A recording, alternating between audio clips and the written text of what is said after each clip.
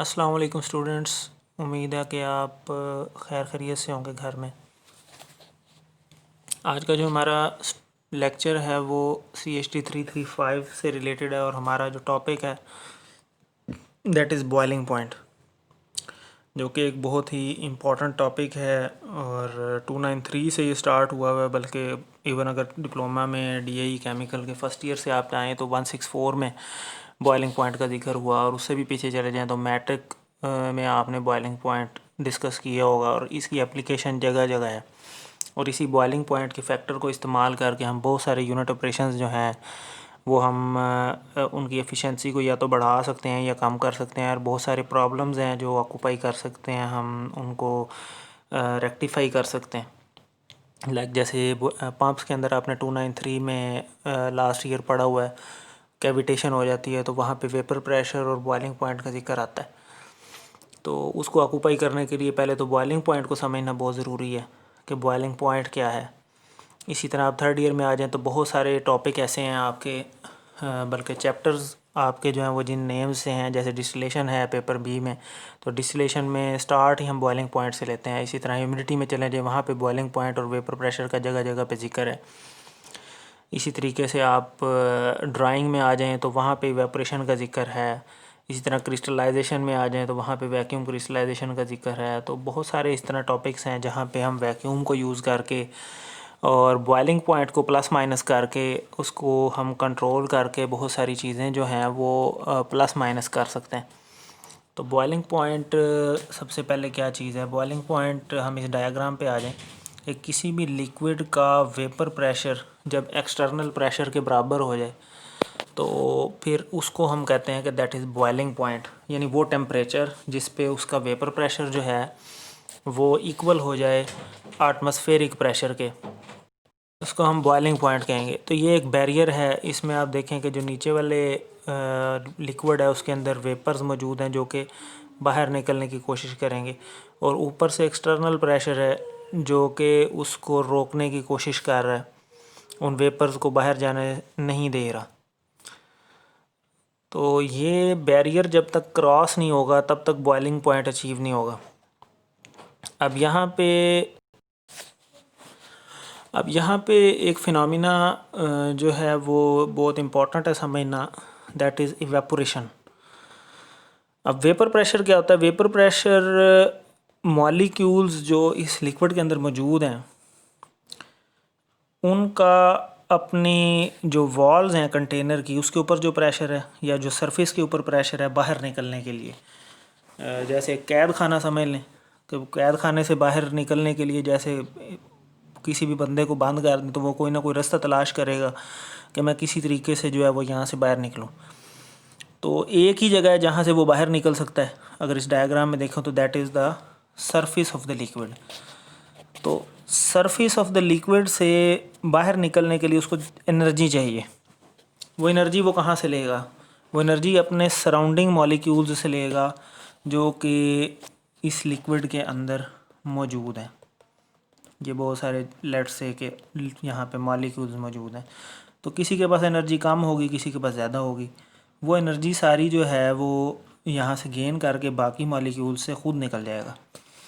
तो कहाँ से निकलेगा? From surface. तो इसे ये सरफेस फिनोमिना है, इसको कहते हैं इवेपोरेशन।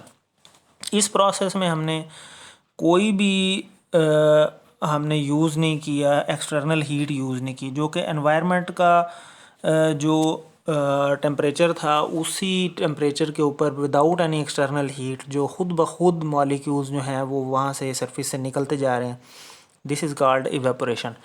जैसे आप पानी को एक गिलास में भर के रख दें तो आप गर्मियों की फ़र्ज़ करें एग्जांपल लें, आपने कोई उसको हीट ना दी हो और आप घंटे दो बाद चेक करें या अगले दिन लेट से आप चेक करें तो आप देखेंगे कि पानी का गिलास जो है वो हो सकता है ख़ाली हो गया हो। तो वो पानी कहाँ चला गया? आपने हीट तो इतनी की उसको, तो इसके बावजूद पानी जो है वो वहाँ से एस्केप कर गया। इसका मतलब है कि ऑल टेम्परेचर्स के ऊपर, और सर्दियों में भी ऐसे होता है, किसी भी टेम्परेचर पे होता है, रोज़ टेम्परेचर जो है सेम तो नहीं होता। तो ये एक्सपेरिमेंट जो है वो हम कर सकते हैं। और वो वाटर कहाँ गया? वो इवेपोरेट हो गया। इवेपोरेशन के लिए बॉइलिंग पॉइंट ज़रूरी नहीं है। किसी भी टेम्परेचर के ऊपर ये बॉयल आप जो है वो उसको इवेपोरेट खुद ब खुद वो होते रहते हैं, मॉलिक्यूल्स वहाँ से निकलते रहते हैं। अब जो हाई एनर्जी मॉलिक्यूल्स हैं वो एस्केप हो जाएंगे और लो एनर्जी पीछे रह जाएगी। इसीलिए आप देखें कि गर्मियों के अंदर हमें जिस तरह पसीना आता है, अगर लाइट वगैरह चली जाए, पाकिस्तान में तो कॉमन ही है, तो जब लाइट वगैरह चली जाती है या गर्मियों के दिनों में वैसे भी पसीना आए, कोई एक्टिविटी भी आप करें, तो थोड़ी देर बाद आप देखें आप बैठते हैं तो बगैर पंखे के आपको ठंड लगना शुरू हो जाती है पसीने की वजह से। क्यों? जैसे नहा के आते हैं तो हम तो जिस्म गीला होता है और आके बाहर ठंड लगती है, हालांकि मौसम तो वही गर्म ही होता है। तो वो क्यों हमें ठंड लग रही थी? क्योंकि जिसम पे पानी है वो इवेपोरेट होता है हर टेम्परेचर पे, बॉडी के टेम्परेचर से वो इवेपोरेट होना शुरू हो जाएगा, और जैसे ही वो इवेपोरेट होगा जिसम को वो ठंडा करेगा। तो इसीलिए हम कहते हैं कि इवेपोरेशन कॉजेज़ कूलिंग, एक कूलिंग फिनोमिना है, इससे ठंडक पैदा होती है। अब यही काम अगर मैं एक्सटर्नल हीट से करूँ, एक्सटर्नल हीट, अब यहाँ पे रिपीट कर देता हूँ कि वेपर प्रेशर क्या हुआ कि वो तो प्रेशर जो मॉलिक्यूल्स जो हैं इस ग्लास के अंदर या किसी कंटेनर के अंदर, वो जो सराउंडिंग अपनी कंटेनर के ऊपर जो फोर्स लगा रहे हैं, जो प्रेशर एग्जर्ट कर रहे हैं, सरफेस पे कर रहे हैं, this is called vapour pressure. जब तक वेपर प्रेशर एटमॉस्फेरिक प्रेशर के बराबर ना हो जाए तब तक बॉइलिंग पॉइंट अचीव नहीं होता। इसी को हम बॉइलिंग पॉइंट कहते हैं कि जब वेपर प्रेशर इक्वल हो जाए आपका अपना एटमॉस्फेरिक प्रेशर के, दैट इज़ कॉल्ड। अब अगर इस बीकर की तरफ आ जाएं तो देखें हम नीचे से हमने चूल्हा जला दिया, तो एक्सटर्नल हीट हमने ऐड कर रही है। जब एक्सटर्नल हीट ऐड कर देंगे तो temperature with passage of time increase करेगा और इवेपोरेशन तो कंटिन्यूसली बुखारात जो हैं वो निकलते रहते हैं बाहर जाने के लिए। तो एक वक्त आएगा कि टेम्परेचर इतना ज़्यादा बढ़ जाएगा कि जो मॉलिक्यूल्स हैं अंदर प्रेजेंट हैं उनका वेपर प्रेशर इतना ज़्यादा बढ़ जाएगा जो कि एटमॉस्फेरिक प्रेशर के बराबर हो जाएगा, जैसा कि मैंने इस डायग्राम में बताया आपको कि ये एक्सटर्नल प्रेशर है। एक्सटर्नल प्रेशर नॉर्मली हमारे जो सराउंडिंग में है दैट इज़ 1 एटमॉस्फेयर प्रेशर, जिसको हम कहते हैं STP, standard temperature and pressure. जब वो उसके इक्वल हो जाएगा, जैसे ही वो इक्वल होगा साथ ही बॉइलिंग स्टार्ट हो जाएगी। जैसे हम चाय बनाते हैं तो हम गर्म कर रहे होते हैं उस फ्लूइड को, तो वो जैसे ही टेम्परेचर एक लेवल तक इंक्रीज़ करता है तो एकदम वो बॉइलिंग स्टार्ट हो जाती है। वो कब होती है? वो तब होती है जब वेपर प्रेशर इक्वल हो जाता है एटमॉस्फेरिक प्रेशर के, ये बैरियर जब अचीव हो जाता है, इसे हम कहते हैं बॉइलिंग पॉइंट। अब आ जाएँ नेक्स्ट डायग्राम के ऊपर। अब यहाँ पे इस डायग्राम में हमने ये समझना है कि बॉइलिंग पॉइंट जो है वो बढ़ कैसे सकता है या कम कैसे हो सकता है। जैसे हम घरों में प्रेशर कुकर इस्तेमाल करते हैं तो हम क्यों करते हैं, उसकी क्या फ़ायदियत है। तो यहाँ पे हमने थोड़ी सी ये लॉजिक समझनी है कि उसका क्या फ़ायदा है, क्या कैसे हम बॉइलिंग पॉइंट इंक्रीज़ करते हैं। तो अब देखें, जैसे इस डायग्राम पे हम वापस आते हैं। इस डायग्राम पे आप देखें कि यहाँ पे ये डायग्राम जो है इसमें जो बीकर पड़ा हुआ है इसके ऊपर कोई एक्सटर्नल रुकावट मौजूद नहीं है। सिर्फ एक ही रुकावट थी मॉलिक्यूल्स के निकलने के लिए, वो क्या था? जो यहाँ से एक्सटर्नल प्रेशर था। ठीक हो गया। अब वो एक्सटर्नल प्रेशर जैसे ही ऑक्यूपाई होगा बॉइलिंग पॉइंट अचीव हो जाएगा। अब फ़र्ज़ करें कि इसी डायग्राम के अंदर एक तो एक्सटर्नल प्रेशर है, इसको मैं यहाँ से इसके ऊपर फ़र्ज़ करें ढक्कन रख देता हूँ। ठीक है। अब जब ढक्कन रख दूंगा तो मॉलिक्यूल बेशक एटमॉस्फेरिक प्रेशर को अचीव कर भी लें, लेकिन ऊपर ढक्कन से बाहर निकल नहीं सकेंगे।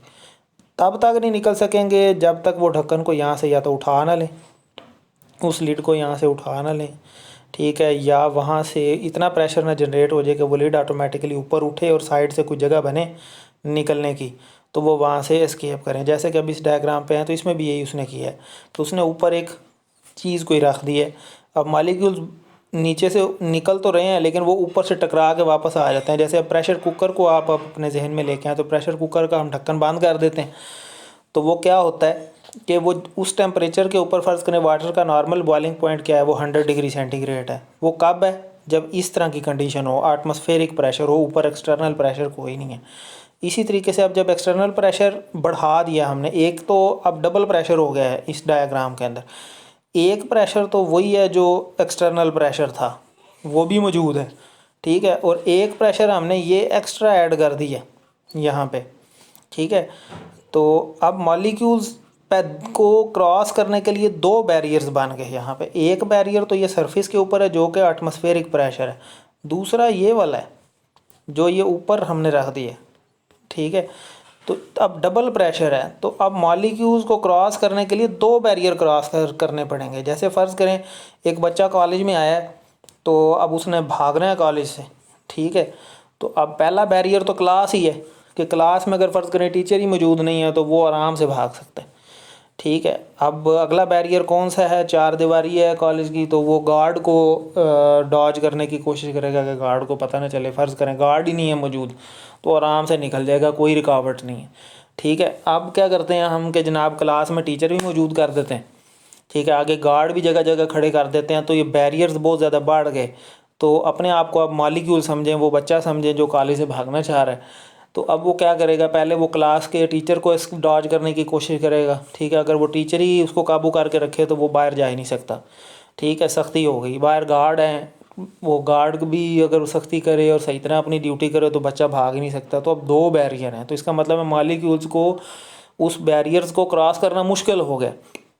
तो जितनी मुश्किल बढ़ती जाएगी उतना बॉइलिंग पॉइंट भी बढ़ता जाएगा। यही मॉलिक्यूल्स के साथ हुआ कि पहले क्या किया कि पहले एक बैरियर था ये वाला, इसको तो उसने कर पहले सिर्फ इस ऊपर वाले डायग्राम में सिर्फ एक बैरियर था, उसको क्रॉस कर रहा था वो। अब अगले में हमने क्या किया कि हमने डबल बैरियर कर दिया, एक ये और एक ये, अब दो बैरियर लग गए हैं। तो पहले वाली सिचुएशन तो वही है, लेकिन जो अब ये नई सिचुएशन आ गई है, अब वो जब तक वो ज़ाहिर है उसके ऊपर जो ढक्कन पड़ा है उसका अपना एक वज़न है, उस वज़न वो वज़न ज़ाहिर है आपको पता है कि जो वेट है वो नीचे की तरफ एक्ट करता है, ठीक है, और एटमॉस्फेयर प्रेशर भी नीचे की तरफ एक्ट कर रहा है। तो ये इन सारों को पहले तो इसको ऑक्यूपाई करेगा, उसके बाद उसके वेट के बराबर जब उसका वेपर प्रेशर हो जाएगा डबल, यानी नीचे वाला बैरियर भी क्रॉस हो जाए ऊपर वाला बैरियर भी क्रॉस हो जाए, तो फिर क्या होगा, ये ढक्कन खुद ब खुद ऑटोमेटिकली उठ जाएगा। ज़ाहिर है वो इतना ज़्यादा प्रेशर हो गया कि वो, जैसे हम प्रेशर कुकर की एग्जांपल लें तो उसके ऊपर एक वो हल्का सा भारी सा ढक्कन हमने रखा होता है, तो वो जब तक प्रेशर उसके वेट के बराबर नहीं हो जाता वो खुद ब खुद हिलना नहीं शुरू करता, वो फिर आवाज़ आनी शुरू हो जाती है कुकर की कि जी कुकर बोलना शुरू हो गया कुकर, ठीक है। वो क्यों हुआ, क्योंकि वो अंदर प्रेशर इतना ज़्यादा इंक्रीज़ हो गया कि उसने उसके वेट को भी वहाँ से हिला दिया, ठीक है। अब वेट को हिलाने से क्या हुआ कि वो गैस जो अंदर बहुत ज़्यादा बनी है वो बाहर निकलने शुरू हो गई और वो सीटी बजती है कुकर की, तो बॉइलिंग पॉइंट बढ़ गया, ठीक है। अब उसका फ़ायदा क्या हुआ, उसका फ़ायदा ये हुआ कि फ़र्ज़ करें कि ये ऊपर वाली डायग्राम थी, तो इधर प्रेशर पानी का जो था वो नॉर्मल सर्कमस्टांसिस में क्या था 100 डिग्री सेंटीग्रेड, लेकिन अब यहाँ पे प्रेशर बढ़ाने से अब आपका क्या ख्याल है कि वो 100 पे ही उसी फोर्स के साथ वो इसको एस्केप कर लेगा? डेफिनेटली नहीं करेगा। जैसे हमने पहले एग्जांपल भी हमने डिस्कस की है, वो इस लीड को भी उसने क्रॉस करना है और एटमॉस्फेरिक प्रेशर को भी क्रॉस करना है, ठीक है। अब इन दो चीज़ों को जब उसने क्रॉस करना है तो ज़ाहिर है वो 100 पे वो काम नहीं चलेगा। अब हो सकता है उसका जो वो बॉइलिंग पॉइंट वो 120 हो गया हो, 130 हो गया हो सकता है 170 हो गया हो। तो जब तक वो टेम्परेचर उसका इंक्रीज़ ही करता रहेगा जब तक वो इस बैरियर को क्रॉस नहीं करता, और जैसे ही वो बैरियर क्रॉस हो जाएगा तो वो बॉइलिंग पॉइंट अचीव हो जाता है, फिर टेम्परेचर कांस्टेंट हो जाता है, ठीक है। जैसे अब एक नीचे डायग्राम भी यहाँ पे आई थिंक मैंने लगाई हुई है, जैसे कि ये आप देखें, इस डायग्राम में आप देखें कि एटमॉस्फेरिक प्रेशर उसने बोला है कि फ़र्ज़ करें 0.1 मेगा पास्कल यानी 1 एटमॉस्फेरिक प्रेशर ही है। तो बॉइलिंग पॉइंट वाटर का देखें 100 डिग्री सेंटीग्रेड है, ठीक है। अब प्रेशर कम कर देते हैं, अगर हम फ़र्ज़ करें प्रेशर कम कर दिया, जैसे वैक्यूम है, वैक्यूम कर देते हैं, गैसेस निकाल देते हैं क्योंकि गैसेस की वजह से प्रेशर होता है, तो बॉइलिंग पॉइंट कम हो जाएगा। और अगर प्रेशर बढ़ा दें, ठीक है, जैसे 0.1 है, इधर डायग्राम में आप देखें कि इधर 0.1 है, ठीक है, और इधर देखें ये 0.5 है, यानी 5 टाइम्स बढ़ा दिया, तो बॉइलिंग पॉइंट पानी का 159 पे पहुंच गया, बढ़ गया, क्योंकि अब उसने प्रेशर को उसने क्रॉस करना है पहले, उसके बाद बॉइलिंग पॉइंट अचीव होगा। और इधर देखें ये 0.1 है और इधर लिखा हुआ है 0.6, आधा कर दिए, ठीक है, तो बॉइलिंग पॉइंट नीचे कम हो गया, 87 पे चला गया, ठीक है। तो इस तरह हम बॉइलिंग पॉइंट को बढ़ा सकते हैं, बॉइलिंग पॉइंट एक्सटर्नल प्रेशर को बढ़ाने से, यानी एक्सटर्नल प्रेशर बढ़ेगा तो बॉइलिंग पॉइंट भी बढ़ जाएगा, और एक्सटर्नल प्रेशर कम होगा तो बॉइलिंग पॉइंट भी कम हो जाएगा। जैसे एक बच्चे की एग्जांपल लें कि कॉलेज के अंदर फ़र्ज़ करें टीचर ही मौजूद नहीं है, सीआर भी मौजूद नहीं है, गार्ड भी कोई नहीं, गेट भी खुला हुआ है, तो बच्चे के लिए तो सारे काम पहले से हो गए ना, बनी बनाई खीर बन गई कि चलो जी ठीक है भाग जाओ, ठीक है, तो वो आराम से निकल जाएगा। लेकिन अगर एक्सटर्नल प्रेशर बढ़ाते जाएंगे, एक्सटर्नल फोर्सेस बढ़ती जाएंगी, तो उसके लिए वहाँ से निकलना मुश्किल हो जाएगा। अब प्रेशर क्या होता है, ये जो हम बात कर रहे हैं जगह जगह पे, ये यहाँ लिखा हुआ atmospheric pressure. What is atmospheric pressure? तो एक डाल्टन्स लॉ होता है, Dalton's law of partial pressure. आपने केमिस्ट्री में हो सकता है 164 में, 283 में, 244 में कहीं ना कहीं डेफिनेटली पढ़ा होगा। इवन मैट्रिक की केमिस्ट्री में भी है कि Dalton's law of partial pressure कहता है कि तमाम प्रेशर्स जो हैं उनको आप जमा करें तो टोटल प्रेशर बनेगा। जैसे क्लास की टोटल स्ट्रेंथ है, या फ़र्ज़ करें आपके एग्ज़ाम ही होते हैं तो तमाम सब्जेक्ट्स के अलग अलग नंबर हम जमा करते हैं तो आपके टोटल मार्क्स बनते हैं। इसी तरह हमारी एटमॉस्फेयर के अंदर ऑक्सीजन है, नाइट्रोजन है, ठीक है जी, और बहुत सारी गैसेस हैं, कार्बन डाइऑक्साइड है, ठीक है। ये सारी गैसेस जो हैं ये इन सब का अलग अलग प्रेशर है, अपना अपना प्रेशर है, ठीक है। और सब प्रेशर्स को जब हम जमा करेंगे तो तब वो टोटल प्रेशर बनता है। तो इसी टोटल प्रेशर को हम कहते हैं कि दैट इज़ एटमॉस्फेरिक प्रेशर, ठीक है। और ये 1 एटमॉस्फेयर के बराबर होता है। अब एक डायग्राम मैंने यहाँ पे लगाई है, जैसे फ़र्ज़ करें यही लगी हुई है। तो ये देखें, जैसे उसने बताया कि ऑक्सीजन है एनवायरनमेंट के अंदर, ठीक है, नाइट्रोजन है, आर्गॉन है, वाटर वेपर्स भी हैं, ठीक है, कार्बन डाइऑक्साइड भी है। इन सारे के प्रेशर्स को जब हम जमा करते हैं ना तो तब हमारे पास ये प्रेशर बनता है जो कि हमारे इर्द गिर्द हवा ही है, ठीक है। That is 1 atmospheric pressure. अब इस डायग्राम में आप थोड़ा गौर करें तो ये देखें, यहाँ पे एक कोई स्टूडेंट है, लेट से वो ये ज़मीन पे खड़ा है, ठीक हो गया। तो साइड पे राइट साइड पे अगर आप देखें तो ये मॉलिक्यूल्स हैं यहाँ पे। तो मॉलिक्यूल्स हैं यहाँ पे देखें बहुत ज़्यादा क्लोज हैं, ठीक है, ज़मीन के ऊपर। ज़ाहिर है सारी हवा के मॉलिक्यूल ज़मीन पे तो मौजूद हैं। अब जैसे जैसे वो बच्चा जो है फ़र्ज़ करें ऊपर चला गया है, ये पहाड़ किसी पे चला गया, लेट से मरी चला गया है, ठीक है। तो ऊपर क्या हुआ है कि बहुत सारी गैसें जो हैं वो उनकी डेंसिटी किसी की ज़्यादा होती है, किसी की कम होती है डेंसिटी। तो बहुत सारे जो मॉलिक्यूल्स हैं एयर के, ठीक है, वो नीचे ही रह गए, ठीक है, वो ऊपर नहीं जा सके।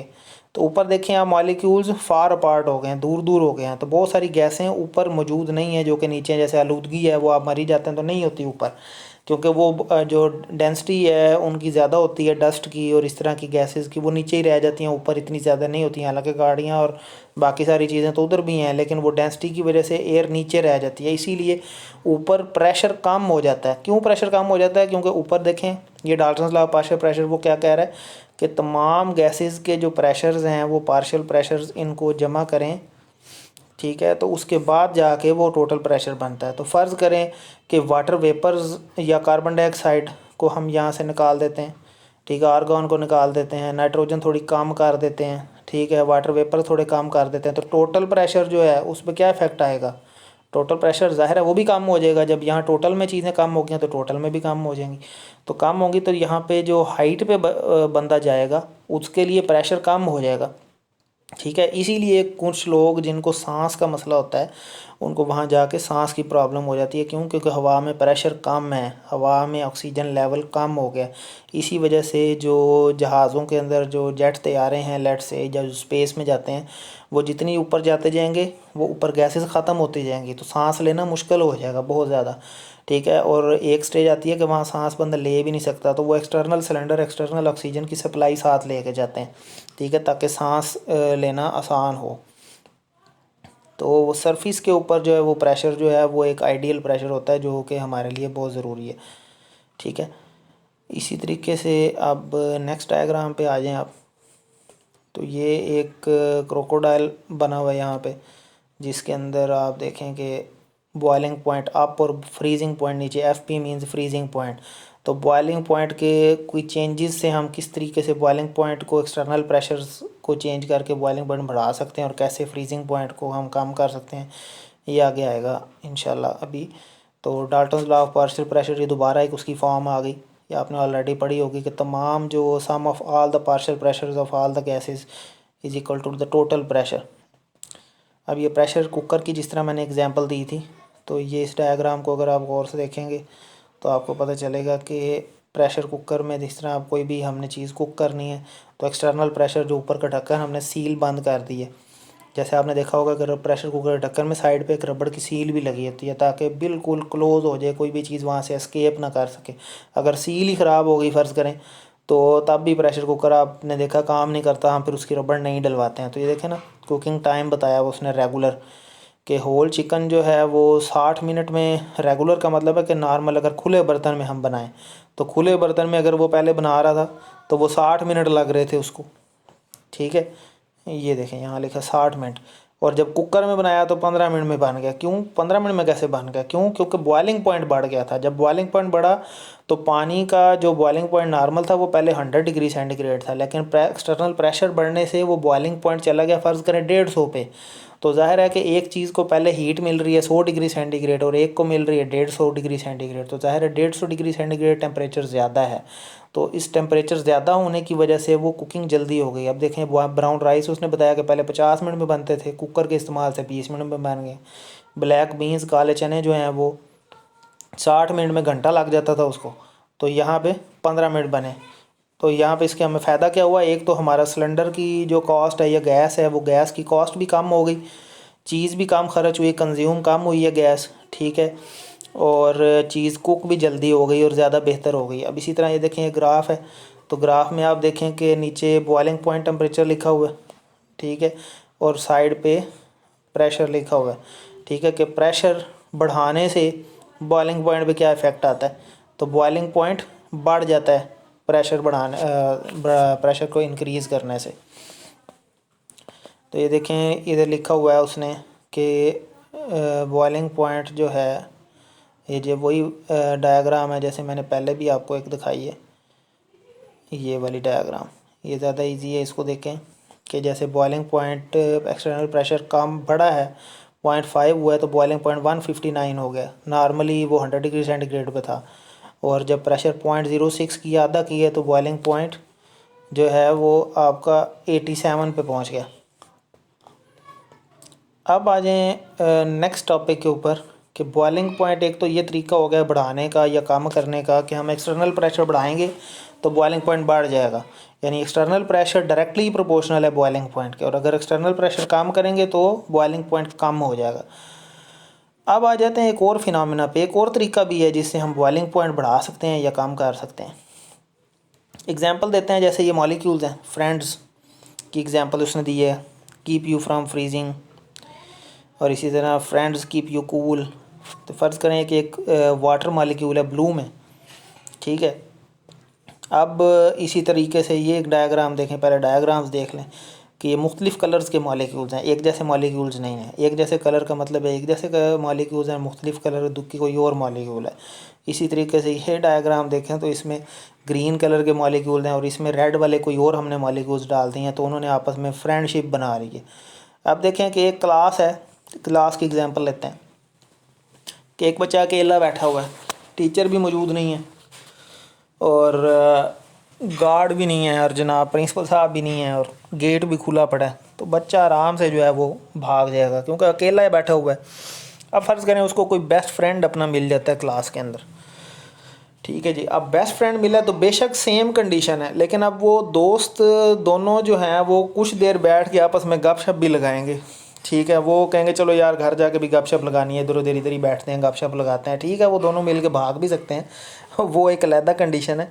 लेकिन दोस्त यार जो हैं वो मिल के उतनी आसानी से नहीं भागेंगे, या हो सकता है उसे ना भागने दें दूसरी क्लास के। फ़र्ज़ करें एक बच्चा सिविल का है, ठीक है, उसकी क्लास मौजूद है या उसका एक पीरियड मौजूद है अभी रहता है, और इधर केमिकल का बच्चा है वो फ़ारग हो गया, तो वो अब दोस्त की वजह से बैठा रहेगा कि चलो यार वो फ़ारग होगा तो इकट्ठे ही चले जाएंगे, होता ना अक्सर ऐसे। तो इस चीज़ को यहाँ पे यूटिलाइज़ किया गया कि जैसे पानी है, ठीक है, फ़र्ज़ करें ये अब इस डायग्राम के ऊपर आ जाए, लेट्स से ये पानी के मॉलिक्यूल्स हैं ग्रीन वाले, ठीक है। इसका नॉर्मल इस कंडीशन में ये जो ऊपर हमने अभी डिस्कस की है ब्लैंक, फ़र्ज़ करें ये कंडीशन है, ठीक है, बॉइलिंग पॉइंट हमने अचीव करना है, ये कंडीशन है खाली पानी में, ठीक हो गया। तो ये 100 डिग्री सेंटीग्रेड पे बॉयल हो रहा है, ठीक हो गया। अब हमने क्या किया है, हमने इसके अंदर नमक डाल दिया या चीनी डाल दी है। फ़र्ज़ करें आपको पता है नमक या जो भी चीनी होगी वो पानी में हल हो जाती है, ठीक है। अब वो जब पानी में हल होगी तो वो चीनी के मालिक्यूल या नमक के मालिक्यूल वो पानी के मालिक्यूल के साथ फ्रेंडशिप कर लेंगे, ठीक है। तो जब फ्रेंडशिप करेंगे तो जैसा कि मैंने बताया कि एक्सटर्नल प्रेशर, जैसा कि अब इस डायग्राम पे आप दोबारा आ जाएं, तो इस डायग्राम पे आप ज़रा गौर करें तो वाइट मालिक्यूल्स आपको नज़र आ रहे हैं और रेड भी नज़र आ रहे हैं। तो फ़र्ज़ करें कि जो वाइट वाले हैं वो पानी के मालिक्यूल्स हैं और रेड वाले फ़र्ज़ करें चीनी के मालिक्यूल्स। अब चीनी के मालिक्यूल्स जो हैं उन्होंने क्या किया है कि वाइट मालिक्यूल्स को काबू कर लिया, उनके साथ लग गए। अब वाइट को निकलने के लिए अब पहले तो सरफेस को क्रॉस करना था, जैसे यहाँ पे सरफेस को क्रॉस करना था, ठीक है। अब यहाँ पे हमने नई कंडीशन डाल दी है कि अब उसके साथ और मालिक्यूल्स भी आ गए, ठीक है। अब उन मालिक्यूल्स के साथ उसकी फ्रेंडशिप हो गई। अब फ़र्ज़ करें इस डायग्राम में आ जाए तो ग्रीन वाले को निकलने के लिए अब पहले रेड वाले से जान छुड़ाना भी ज़रूरी है। रेड वाला साथ तो नहीं उसका जाना चाहता, तो वो क्या करेगा, वो पहले तो वो रेड से जान छुड़ाएगा, फिर सरफेस से जान छुड़ाएगा, और फिर अगर कोई एक्सटर्नल प्रेशर ऊपर कोई ढक्कन वगैरह जैसे रखा हुआ है तो फिर उससे भी जान छुड़ाएगा। यानी एक एक्सटर्नल फोर्स हमने मज़ीद ऐड कर दिया है उसको क्रॉस करने के लिए, बॉइलिंग पॉइंट को अचीव करने के लिए। तो अब क्या ख्याल है कि बॉइलिंग पॉइंट पे क्या फ़र्क पड़ेगा? तो बॉइलिंग पॉइंट क्या होगा, बढ़ जाएगा। ठीक हो गया। फ़र्ज़ करें एक बच्चा है, उसको हम कहते हैं कि यार भाग के जाओ और दीवार को हाथ लगा के आओ, ठीक है जी। वो जाएगा, बड़ी तेज़ी से हाथ लगा के आ जाएगा। अब एक और स्टूडेंट को हम कहते हैं कि यार तुम ना इस स्टूडेंट को पकड़ के रखो, इसको जाने नहीं देना, और उसको मैं तो कहता हूँ दूसरे स्टूडेंट को जाओ अब भाग के जाओ, उसी स्टूडेंट को जो पहले गया था कि जाओ अब भाग के जाओ और दीवार को हाथ लगा के जाओ। तो वो अब क्या करेगा कि पहले तो वो जान छुड़ाएगा उस स्टूडेंट से जिसने उसको पकड़ा हुआ है, वो छोड़ेगा तो वो जाके हाथ लगा के आएगा ना। तो उसको टाइम अब क्या ख्याल है, ज़्यादा लगेगा दीवार को हाथ लगा के आने में, या वो पहले जितना टाइम लगेगा?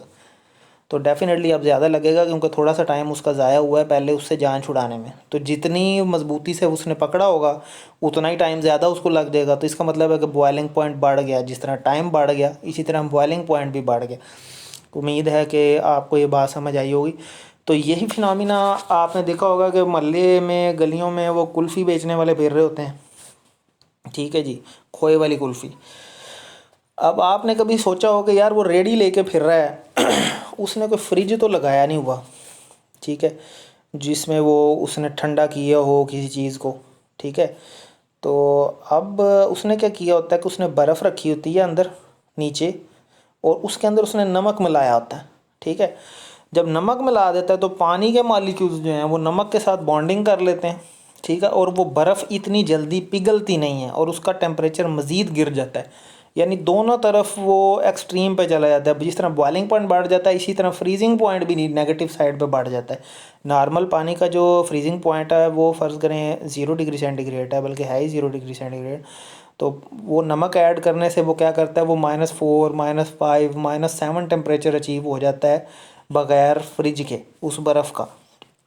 तो इसी वजह से वो सारा दिन फिरते रहते हैं और वो कुल्फ़ियों का वो जो उनका सिस्टम है सारा वो चलता रहता है। इसी तरह हम नॉर्मल पानी का जो बॉइलिंग पॉइंट है वो 100 डिग्री सेंटीग्रेड है, जबकि उसके अंदर नमक डाल दें या चीनी डाल दें, जैसे चाय आप बनाते हैं तो उसके अंदर पत्ती भी डालते हैं आप, चीनी भी डालते हैं, दूध भी डालते हैं, वो एक मिक्सचर बन गया मुख्तलिफ मालिक्यूल्स का। अब वो पानी वाला बॉइलिंग पॉइंट फ़र्ज़ करो वो 100 पे अचीव होता है, लेकिन अब वो जो चाय वो 100 पे नहीं बॉयल होगी, वो थोड़ा ज़्यादा टाइम लेगी बॉयल होने में। क्यों? क्योंकि उसने उससे ज़्यादा फोर्स चाहिए निकलने के लिए। वो चीनी पानी नहीं इवेपोरेट होना ना, पानी जाके उसने पत्ती से भी बॉन्ड बना लिया है, उसने चीनी से भी बना लिया, उसने दूध के मालिक्यूल से भी बना लिए, तो उसको निकलने के लिए अब ज़्यादा फोर्स चाहिए। ये भी सेम डायग्राम है, जैसे आप देखें कि यहाँ पे उसने लिखा हुआ है सॉल्वेंट ओनली, और यहाँ उसने लिखा है सल्यूट प्लस सॉल्वेंट। सल्यूट मतलब लाइक नमक है, चीनी है, ठीक है। तो यहाँ पे अब बॉन्डिंग बन गई है, इस बॉन्डिंग को भी इसको क्रॉस करना पड़ेगा तब जाके वो यहाँ से एस्केप हो पाएगा।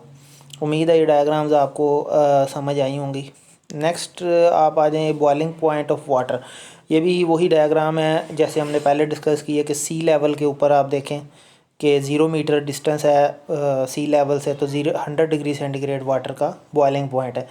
और आप देखें कि आगे डेड सी जिस तरह है आगे, तो 101 डिग्री सेंटीग्रेड जो है उसका हो गया बॉइलिंग पॉइंट पानी का, यानी -427, यानी वो ज़मीन से नीचे चला गया, यानी 500 मीटर अप्रॉक्सीमेटली 450 मीटर वो नीचे चला गया। तो अब उसके ऊपर एक तो एक्सटर्नल प्रेशर था, इसी तरीके से ऊपर वो जो पानी उसके है वो 400 मीटर जो पानी उसके ऊपर है उसका भी प्रेशर है, तो प्रेशर बढ़ जाने की वजह से उसका बॉइलिंग पॉइंट 101 पे चला गया। तो इसी तरीके से अब साथ अब डायग्राम पे देखें, वो बंदा एवरेस्ट पे गया है तो उसका 9000 मीटर तकरीबन 8848 मीटर की हाइट पे है, बहुत ज़्यादा हाइट पे है, तो वहाँ प्रेशर कम हो गया। तो प्रेशर कम होने की वजह से देखें बॉइलिंग पॉइंट भी 69.9 पे पहुँच गया। ठीक है, इसी तरीके से अभी एक डायग्राम दिखाई है कि it's harder to bake a cake in high altitude towns. ठीक है, अब वो कोई बंदा है, वो कोई चीज़ बनाने की कोशिश कर रहा है, तो वो बहुत मुश्किल से बनेगी ओपन पैन के अंदर, क्योंकि देखें वो ओपन बना रहा है। ओपन क्यों नहीं बनेगी, क्योंकि ये ऊपर ही देखें ना कि 69 प्रेशर टेम्परेचर है जो वो मैक्सिमम अचीव कर सकता है बॉयलिंग, इससे ज़्यादा टेम्परेचर नहीं आ रहा, तो कम टेम्परेचर पे तो वो बननी नहीं है, वो चीज़ गलेगी नहीं सही। ठीक है, इसीलिए जो हाई एल्टीट्यूड्स पे जब जाते हैं तो बहुत सारी चीज़ें सही तरह गली नहीं होती, पकी नहीं होती हैं, अनलेस के वो प्रेशर कुकर इस्तेमाल ना करें। अगर वो प्रेशर कुकर में चीज़ कुक करेंगे तो तब भी वो चीज़ सही तरह गलेगी और सही तरीके से पकेगी। अब आ गया फिर वही हमारा पुराना टॉपिक जहाँ से हमने स्टार्ट किया था, evaporation, boiling.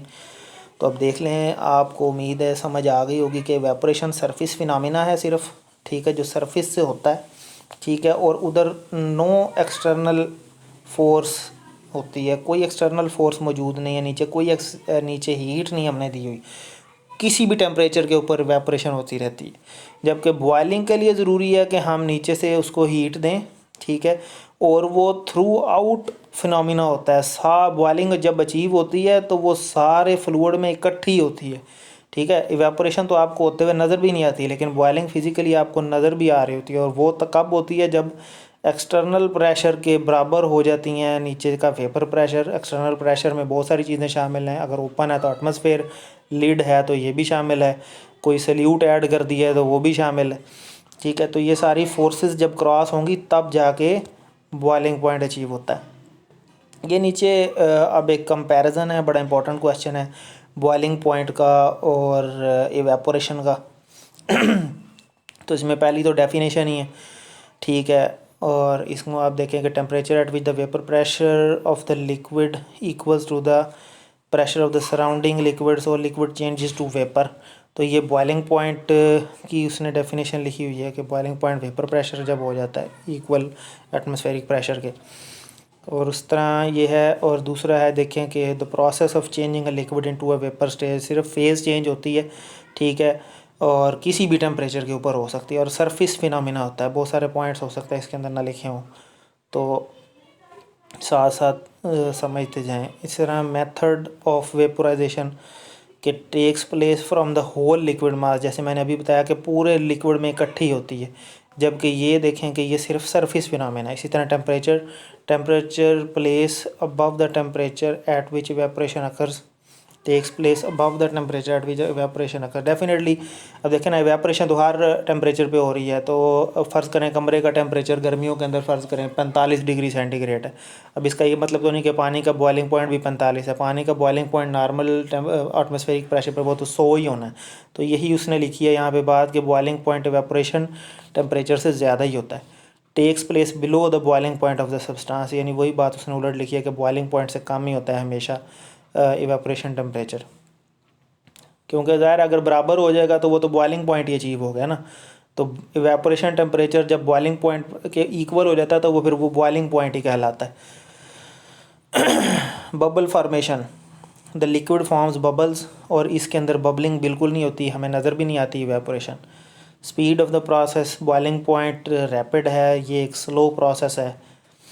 Heat supply, the heat is supplied for the molecules and that heat is use to form vapours. मैंने बताया जैसे कि हीट रिक्वायर्ड होती है बॉइलिंग पॉइंट को अचीव करने के लिए, और यहाँ पे हीट की ज़रूरत नहीं है। अगर आप हीट देंगे, बेशक बॉइलिंग पॉइंट अचीव नहीं भी आपने करना, तो इवेपोरेशन बढ़ जाएगी। बॉइलिंग पॉइंट तो तभी आएगा जब वेपर प्रेशर एक्सटर्नल प्रेशर के इक्वल होगा।